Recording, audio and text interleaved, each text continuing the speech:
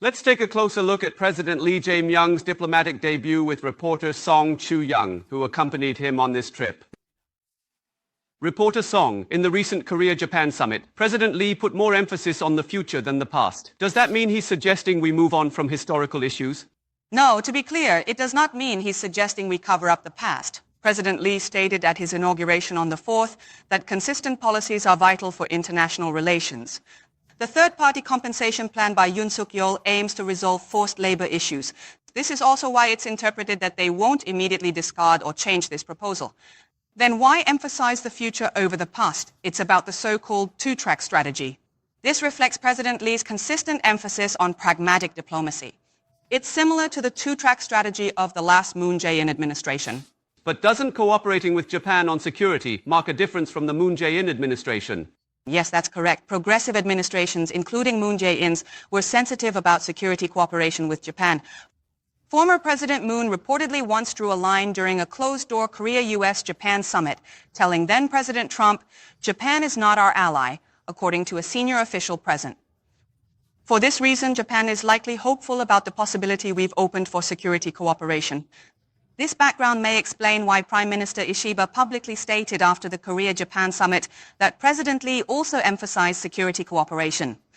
Prime Minister Ishiba made a surprise appearance at the 60th anniversary event of Korea-Japan diplomatic normalization today, sparking hopes for a warming relationship between the two countries. Then when we talk about President Lee Jae-myung's pragmatic diplomacy, the question is, what can South Korea actually gain from it? That's something I'm curious about too. Yes, as you may recall, during the Moon administration, Japan imposed so-called sobujang restrictions on materials, parts, and equipment due to tensions. It was part of Japan's economic retaliation. Just removing such unexpected risks helps maintain economic stability, and in that sense, the move is being viewed positively.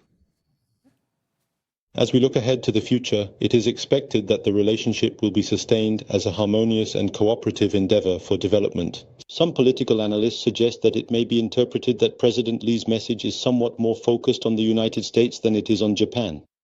Some also interpret President Lee's message as being directed more toward the U.S. than Japan.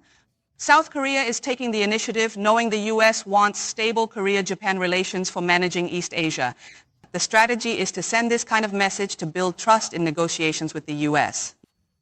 After his first diplomatic trip, President Lee is shifting to domestic politics, with a meeting with party leaders expected on the 22nd. Yes, that's correct. On the 22nd, next week on Tuesday, they will meet at the presidential residence. It's a gathering over lunch. The acting leader of the Democratic Party of Korea, Kim Byung-ki, and the interim leader of the People Power Party, Kim Yong-tae, along with Song Eun-suk, the floor leader of the People Power Party, are expected to attend. Just before today's cabinet meeting, President Lee instructed Chief of Staff Kang Hoon-sik to arrange the meeting quickly, leading to its confirmation. After sharing the outcomes of the G7 summit, the plan is to have a candid discussion with no set agenda. This has been Song Joo-young, who covers the presidential office.